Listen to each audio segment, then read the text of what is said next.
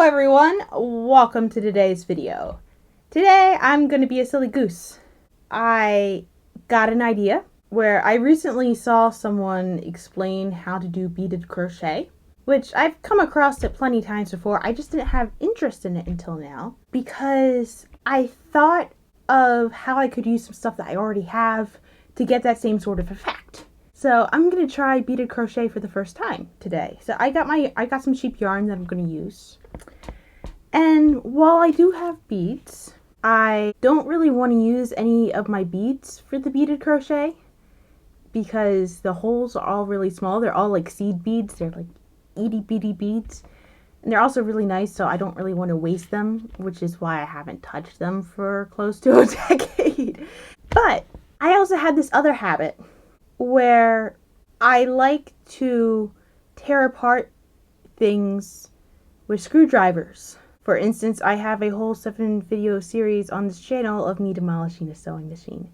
But I've also demolished calculators and I want to say at least 2 boom boxes. There was an Ice Age squirrel toy that I failed to take apart because the screw had a triangle hole.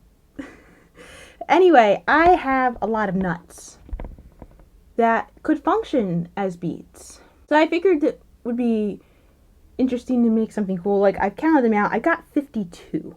And you can see where this is going, right? In case you don't, I love a bad pun. I'm just gonna improv a little beaded crochet, and I'm gonna hold on to the bad pun until it's made. I'm gonna switch up the camera angle and we can get started.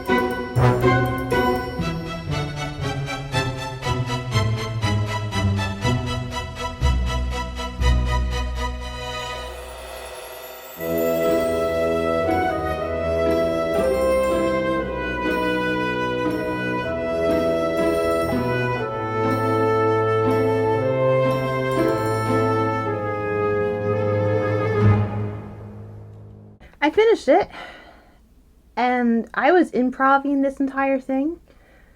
Although I do kind of like how it turned out. I might end up writing the pattern out and consider this a prototype. And I also enjoyed this process more than I thought I was going to as well. So simple just to like thread it all up and then just slide it as I need it. I mean, that was kind of what put me off when I was younger, actually, was the fact that I was going to have to put all the beads on ahead of time, then suddenly just carry it all on that way. But I think it's something that now that I'm older and have a little bit more patience, I might be able to figure it out. I originally did cast on just 5, actually just 6 chains, so that way I could have like a 5 length. But then I thought that was too short, which is why I took it out again. So then I put on 7 thinking, oh, I'll have just a little gap so that way I could have like a little nice thing. Except I forgot that when I do the spirally thing, it's because it spirals, and well, my nuts on here spiraled too, and I'm not sure I like that look. It's not the look I was hoping for, so I have to revamp that. I think if I'm going to do the spirally thing, I'm going to have to put the nuts or beads on every stitch, which I kind of did have to go to rows when I came to like the drawstring portion here. It's pretty much all single crochet up until this row, which was double crochet. And well, you may be wondering what I was making. This is a nut sack. I know that was a really bad pun. I'm not sorry though. That was today's nonsense. Have a nice day.